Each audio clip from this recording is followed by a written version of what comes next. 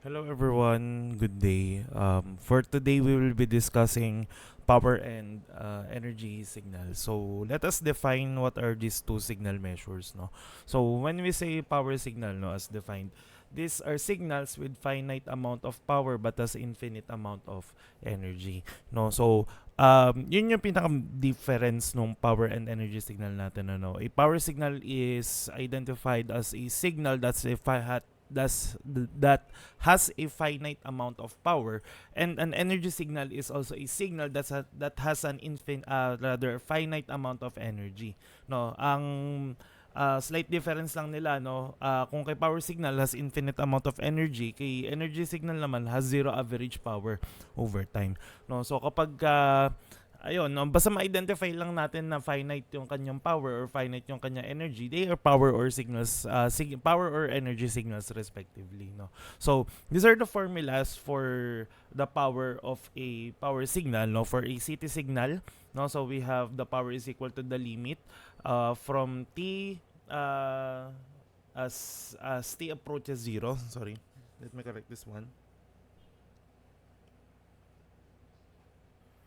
And as t approaches infinity, of 1 over 2t multiplied to the integral of t minus negative t, x of t squared dt. No, while dt signals, this is equivalent to the limit as n approaches infinity of 1 over 2n plus 1 multiplied to the summation of x of n squared, from n is equal to negative n to positive n. No? So yung mga boundaries natin dyan, no, for both the integral and the summation, are just the duration of the signals. No? So yun lang yung tinutuko dyan. But since ano nga, infinite amount of energy, and this has and for a signal to have an infinite amount of energy, it should be also infinite in duration. Kaya infinity yung ginagamit. No? But usually naman, no, kapag power yung yan, ano, we just substitute the ayun, we just substitute yung infinity natin dun sa ating boundaries, ano. Whereas for energy signals, okay, for energy signals, ito naman yung formula natin, ano. So, for city signal, we have E is equal to the integral from negative infinity to positive infinity of x of t squared dt. Okay, and for dt signal, we have the summation from n is equal to negative infinity to positive infinity of x of n quantity squared. Almost same sila, no. Mayroon lang parang nadagdag yung kay power signal, that is 1 over 2 1 over 2t for CT and 1 over 2n plus 1 for DT. No, kay energy signal, no, plain summation and plain integral lang, no. We just change yung infinity, no, dun sa kanyang boundaries kung kailan nag-last yung signal, no. So kung ano mang value yung ano niya, yung kanyang boundaries. Okay. Before we start solving, let's just have some important points, no, we have to remember when we're talking about signal measures, no. Both power and energy signals are mutually exclusive, meaning ano, hindi tayo wala tayong signal na both power and energy signal. It's either a signal energy or a power energy, and that's it. Okay. Also, a signal is neither a power nor an energy signal if both energy and power are infinite. So yun lang yung tatlong cases natin. It's either it's an energy signal, it's a power signal, or it's neither of the two. Okay?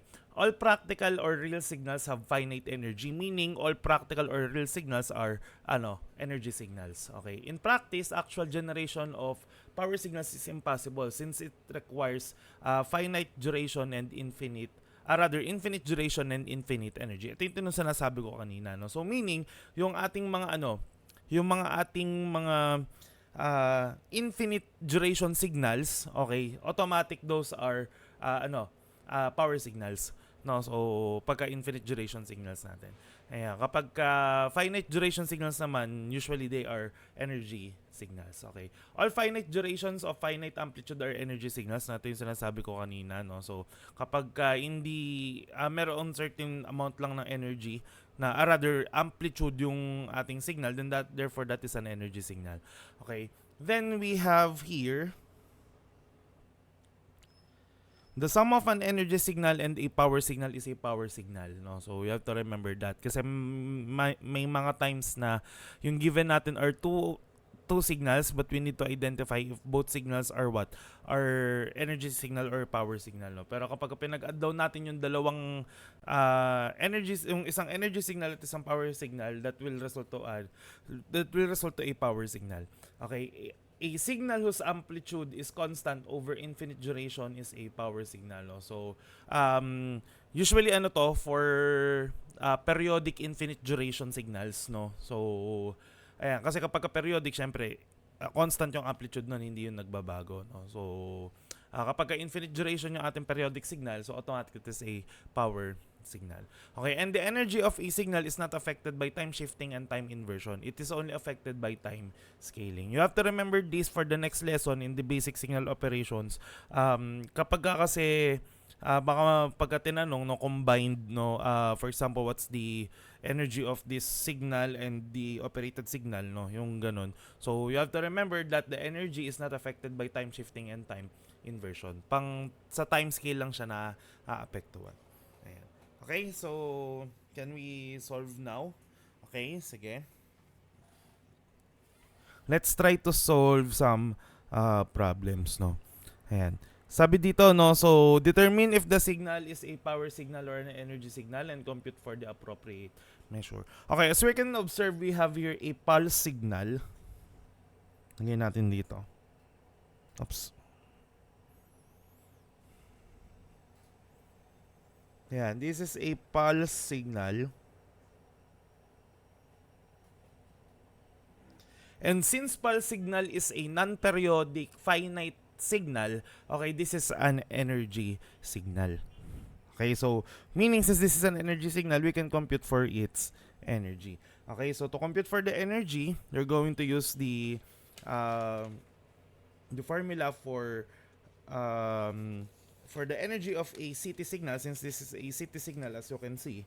Okay, so we have the integral, okay, from negative infinity to positive infinity of x of t squared, absolute of x of t squared dt. Okay, sabi ko kanina, no, we just substitute yung boundaries nung, or yung start and yung end ng ating signal. So the signal started at t is equal to 0 and we end the signal at t is equal to b. No, so we just substitute it like that. Then we have x of t. What's the value of x of t for the whole duration of the signal? So that is consistent a dt. Ayan. Okay, so we know that a absolute squared is simply a squared, and the integral of a squared dt is simply equal to a squared times the integral of dt, since a squared is a constant, no? So we have from 0 to b of dt. And the integral of dt is t. So we have a squared of t, okay, evaluated from 0 to b. And to evaluate this, we just substitute, no, upper limit minus lower limit. So we have a squared times b minus 0, or simply this is equal to what? This is equal to a squared b. So what's the unit for energy? That is joules.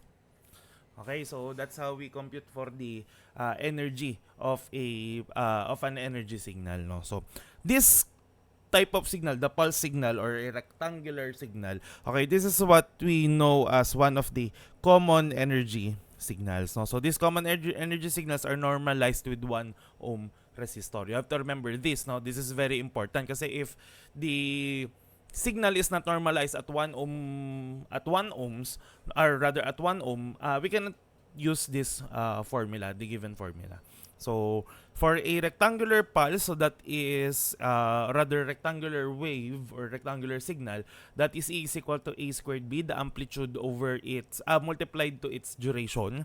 Okay, so paano nyo makukuha yung value ng b? Just subtract the upper time from with the lower time. So like that's like t2 minus t1, no? So if you're going to take it like that,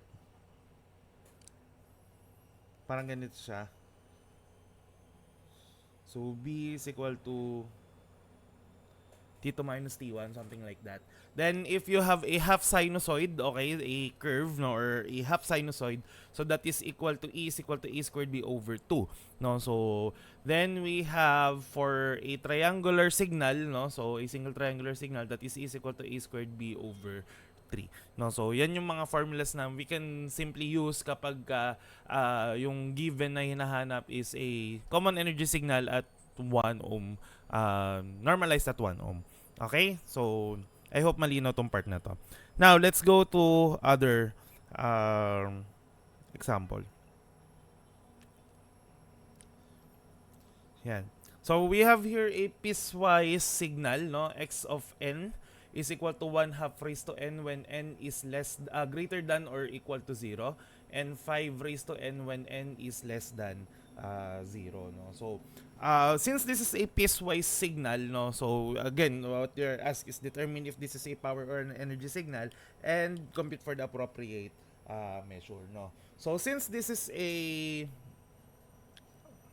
non-periodic signal, no, since it's a non-periodic signal, we are going to assume that this is an energy signal, no. So for the energy signal, again, the formula for the energy signal is E for a dt. So that is E is equal to the summation, okay, from n is equal to negative infinity to positive infinity of xn quantity squared. So we're going to have two energy signals, no? So since the entire x of n is a ang tawag dito is a piecewise function, no? So pag-iwalayin natin siya. So we have E is equal to, so yung first part, no? So we have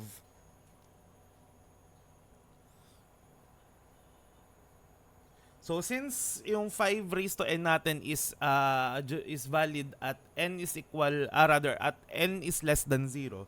So this is from negative infinity to 1, negative 1. Bakit negative 1? Remember that this is a DT signal. We do not use decimals, no, in the intervals of the time, no. We only use integers. Okay, so kaya we start with negative 1 kasi with the condition of the signal, sabi dito when n is already equal to 0, that is already equal to 1 half raised to n. No, so this is 5 raised to n. Ayan. Plus the summation from n is equal to 0 to positive infinity of 1 half raised to n. Ayan. Okay, so let's fix this tayo dito power series, no? Kasi power series to eh. Okay, so let's take a look at this particular power series, no?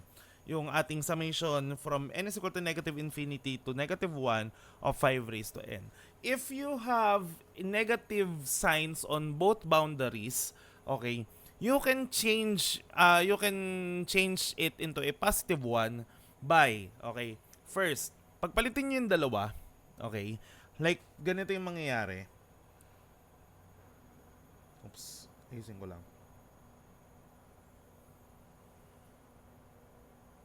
Okay, so this will become from n is equal to 1 to infinity of 5 raised to negative n. No, dun nyo ilalagay yung negative sign. No, para maayos natin yung ating summation. Then plus, dito naman wala naman nagbabago dito.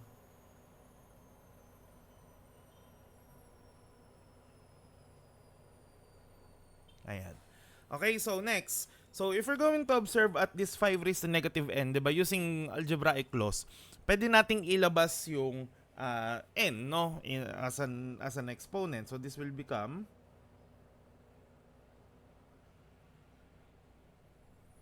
of 5 raised to negative 1 raised to n. Para medyo magiging katulad na siya dito sa kabilang side.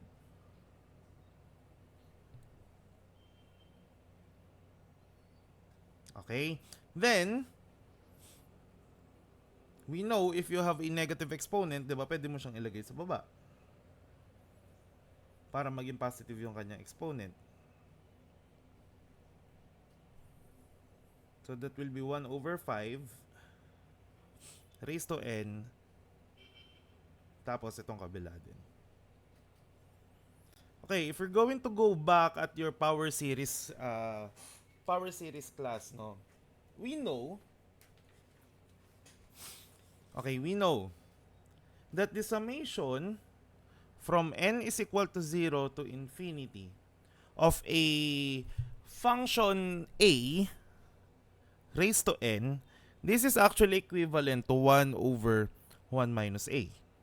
Tama? Okay, so, ano mapapansin ninyo? If we're going to let 1 half be equal to a, this particular summation, this infinite sum, is just 1 over 1 minus a. So, we can do this.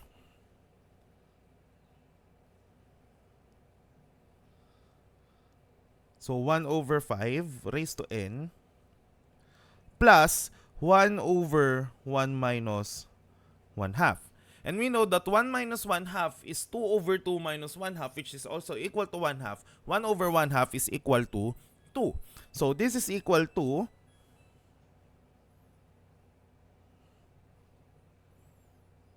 of 1 over 5 raised to n plus this will be 2. Yan.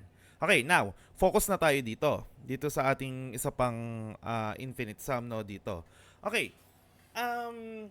Hindi natin siya agad magamitan ng power series. Bakit? You look at the lower boundary of the summation, that is equal to 1. Eh, ang condition natin, di ba, yung sa sinulat ko kanina, the summation of a raised to n from n is equal to 0 to infinity is equal to 1 minus a, meaning it should start from 0, not with 1. So, if we're going to write this as in the infinite sum notation, or rather in the infinite series form, okay, this is equivalent to,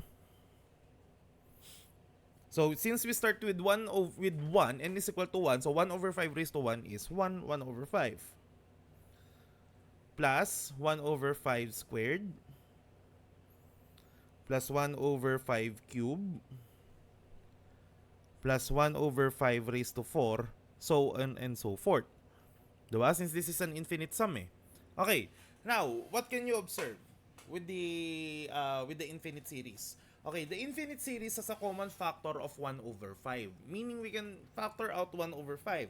Diba? So, if we factor out 1 over 5, so this will be 1 over 5 times. So, 1 over 5 divided by 1 over 5 is 1. Plus, syempre dito sa mga susunod, magbabawas na tayo ng tigi-isa.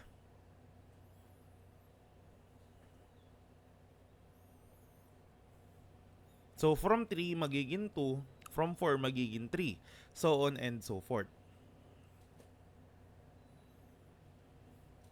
Ayan. And with this, okay, this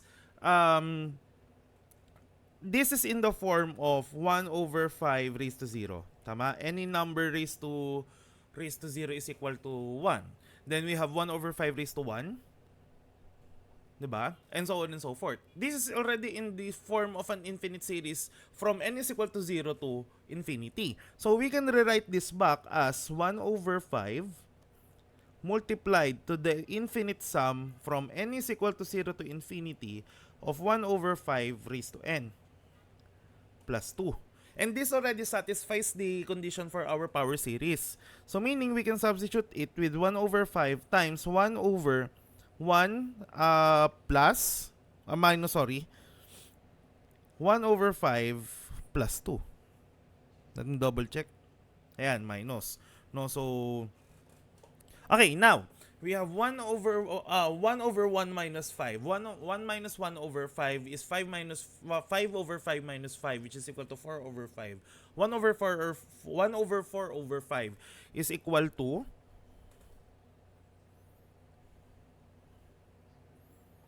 1 over 4 over 5, diba tama? That is equal to 5 over 4 plus 2.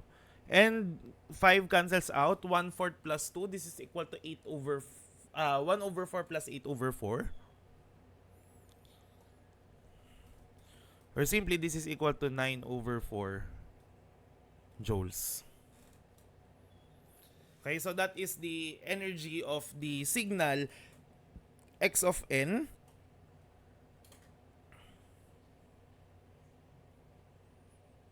x of n is equal to 1 half raised to n when n is greater than or equal to 0, and 5 raised to n when n is less than 0. No? So I hope malinaw. No?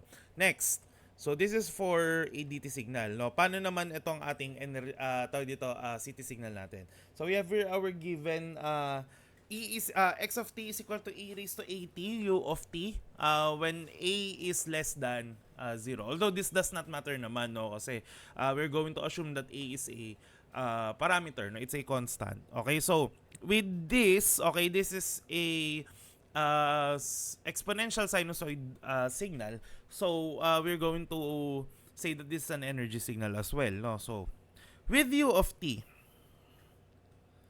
sorry. With u of t, what kind of function is this? Diba this is a unit step function?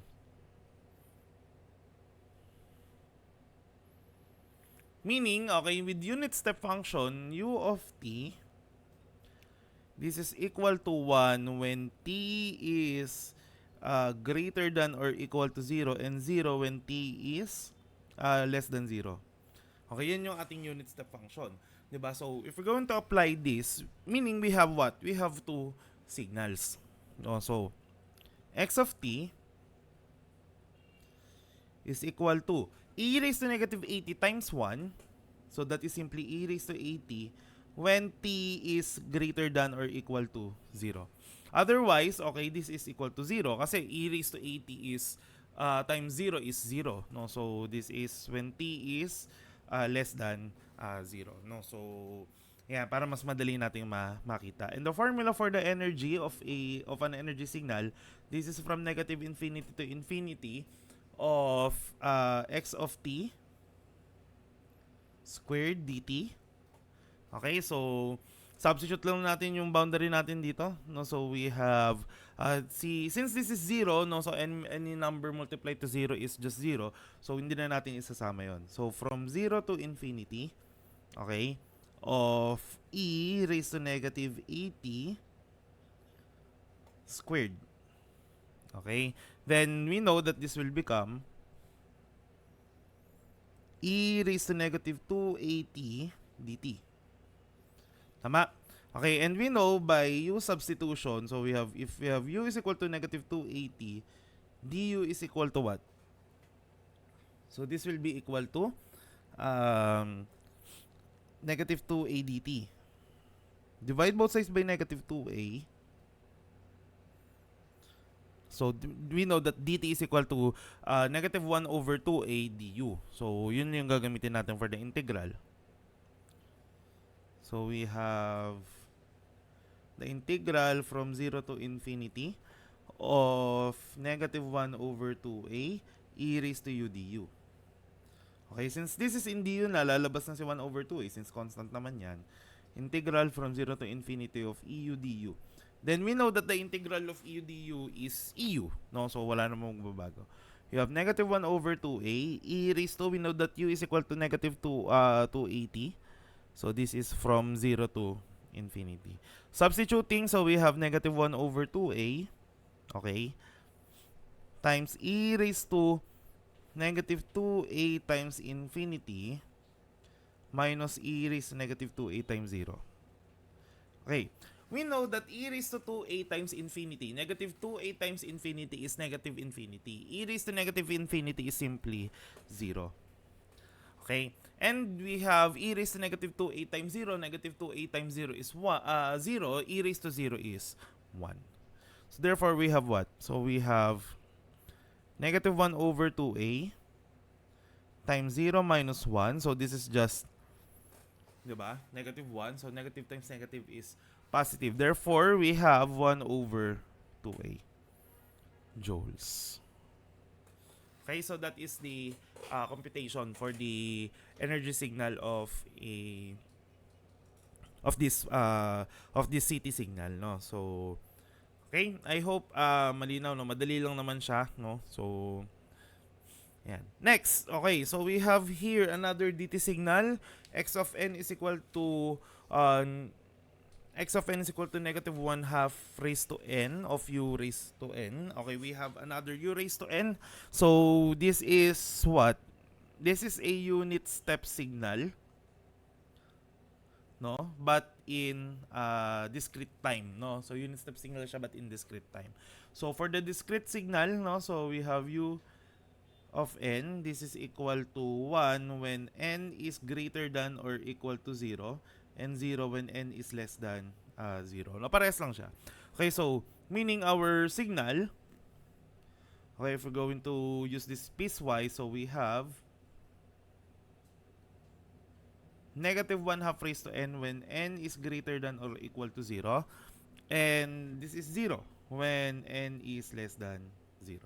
Okay, so since this is 0, no, x of n is simply 0 na kapag less than 0 yung ating n.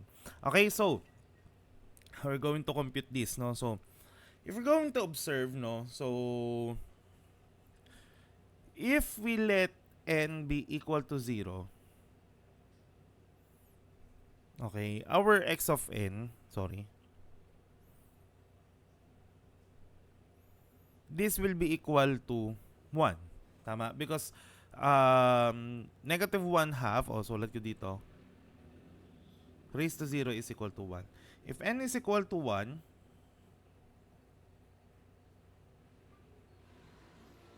so therefore we have negative 1 half. No? So if n is equal to 2, so this is squared.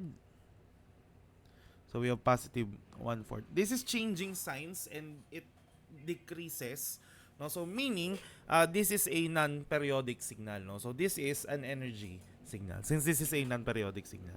So the energy of a DT signal, so this is equal to the summation from n is equal to 0. Yun na yung, sige, sulat muna natin yung original equation.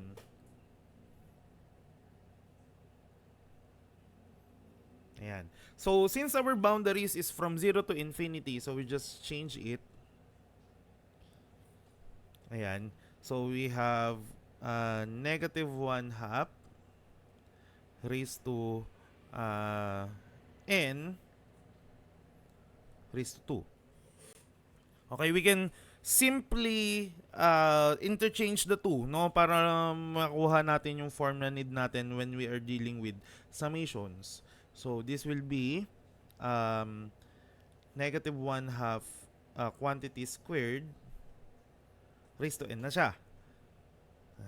Tanggalin na natin yung lagyan na lang natin yung grouping. Okay, so since this is already raised to n, so remember, 'di ba, yung form natin for our power series.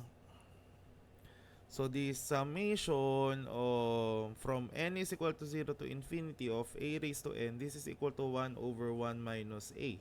So with that, we can use this kasi n is equal to 0 to infinity, then we have a raised to n with a is equal to negative 1 half squared or simply positive 1/4. So we have 1 over 1 minus 1/4. No, so this is equal to 1 minus 1/4, that is 4 over 4 minus 1 over 4, so that is 3 over 4. 1 over 3 over 4 is equal to 4 over 3. So this is joules. Ayan.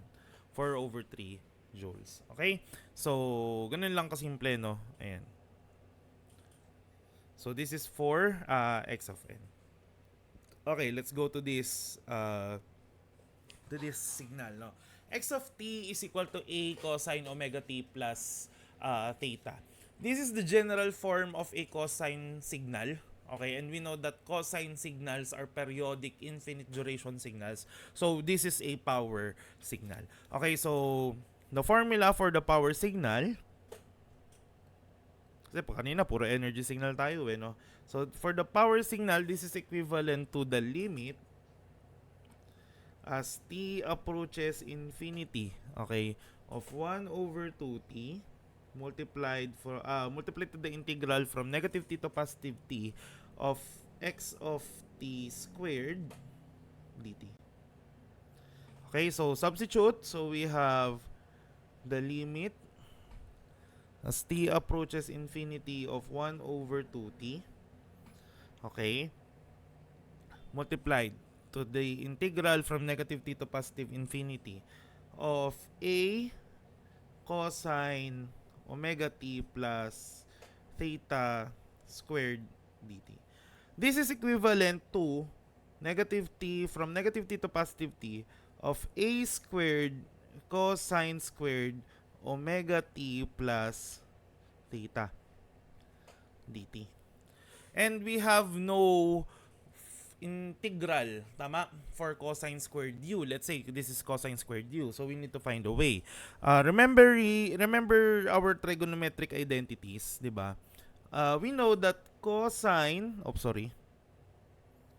we know that cosine squared u, this is equal to 1 half times 1 plus cosine 2u. So we can use this, di ba? Para ma-evaluate natin. So this will be the limit,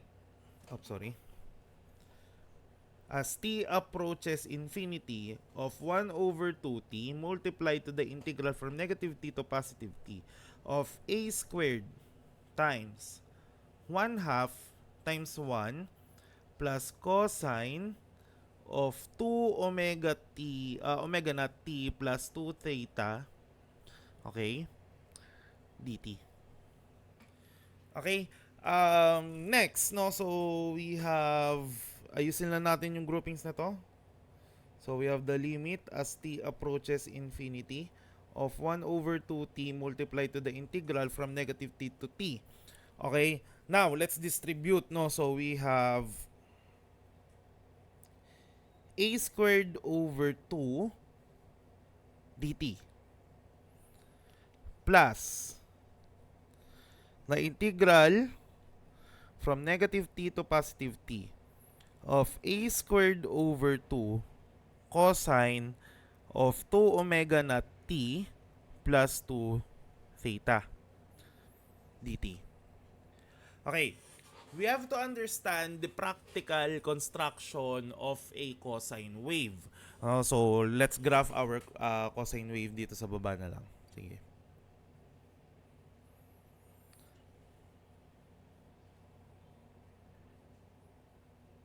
Ayusin ko lang.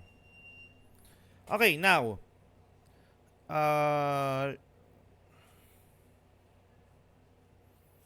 Di ba our cosine wave, okay, since this is a full cycle cosine wave, ganyan yung kanya itsura.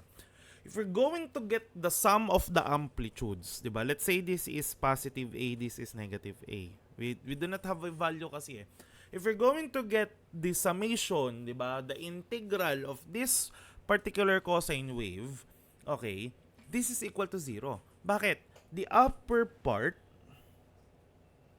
the positive A parts, is equivalent to the negative A parts. And pag pinagsama mo sila, magiging 0 lang yan.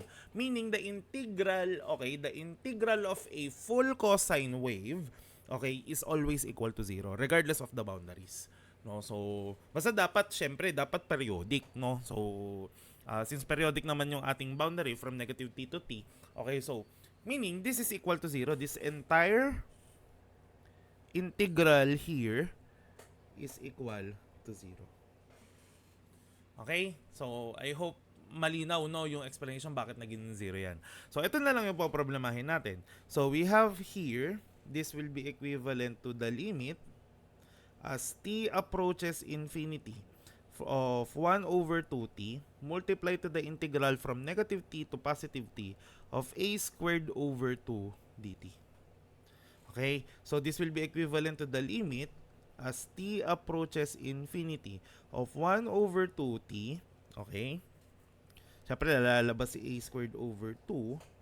So, nakamultiply yan times negative, the integral from negative t to positive t of dt. And we know that this is equivalent to 1 over 2t times a squared over 2. So, this is equivalent to t. Tama? The integral of dt is equal to t from negative t to positive t. Okay? So, with this, okay, so we have the limit as t approaches infinity of 1 over 2t times a squared over 2 times t minus negative t, which is equivalent to t plus t. Tama? Kasi magkakancel yung kanyang, tawag dito, yung kanyang negative signs.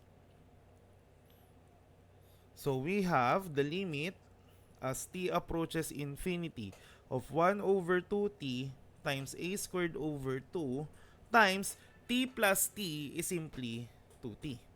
And we have 1 over 2t times 2 times 2t rather, this will cancel out. And since wala na tayong t, yung ating limit, wala na rin. Diba? Mababaliwala na, lalabas na lang lahat to eh. Diba? So this will become a squared over 2 times 1 or simply a squared over 2 watts. Ayan. No, so that is the power of the sinusoidal rather the cosine signal, a cosine omega naught t plus theta. That is equal to a squared over 2 watts. Okay? So next, let's move to our last example. So determine the power and the RMS of the signal x of t is equal to 5 cosine 5t plus pi over 3 u of t. No, so this is a power signal obviously because we are asked to find for the power, okay, and the RMS. We cannot find the RMS of the root mean squared value of the signal if we only have energy. We need to have the power. Okay, so game. We have here our we have here our unit step function. Okay, meaning that the x of t, okay, so this is equal to 5 cosine of 50t plus pi over 3 when t is greater than or equal to 0, sorry. And 0 when t is less than 0 because of the unit step function.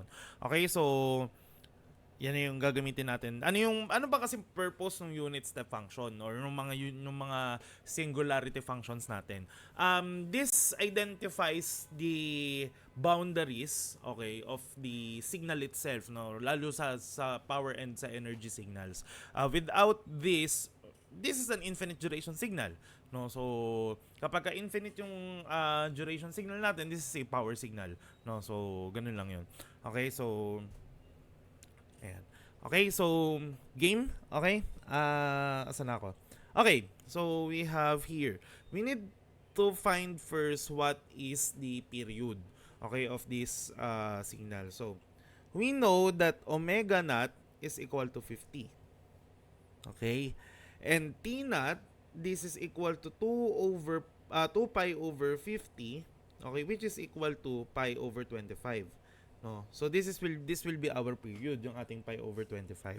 So this will be used, okay, to compute for the power. So we have 1 over t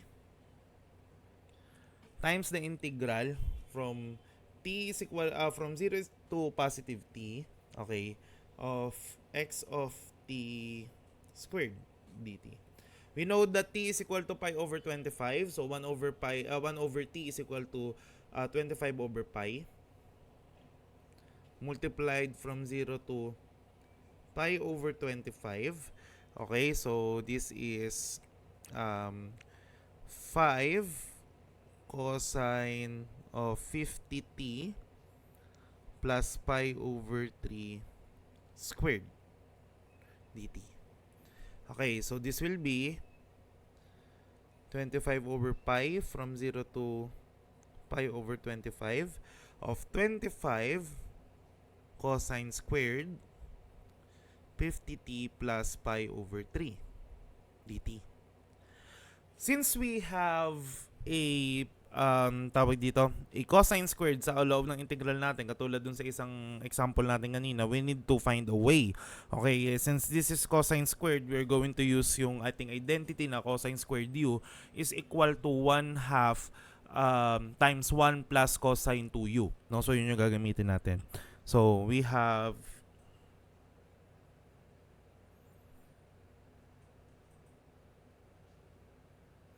then we have 25 times 1/2 times 1 plus cosine of 100t plus 2 pi over 3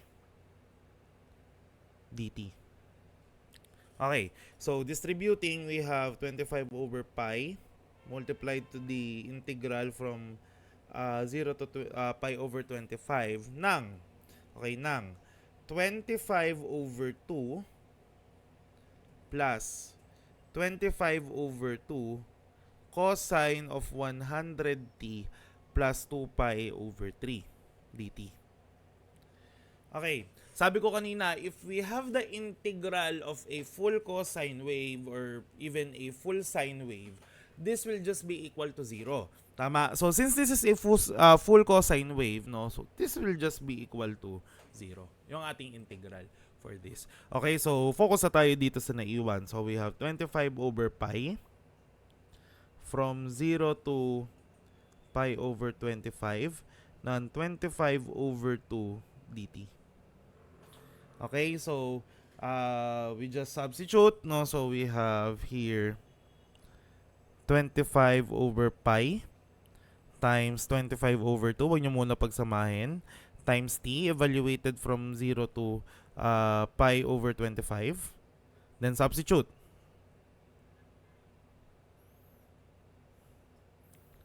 So we have 25 over pi times 25 over 2 from pi over 25 minus 0. Okay, since minus 0 lang naman yan, so that's still pi over 25. We have 25 over pi times 5 over 25. Cancel na itong dalawa.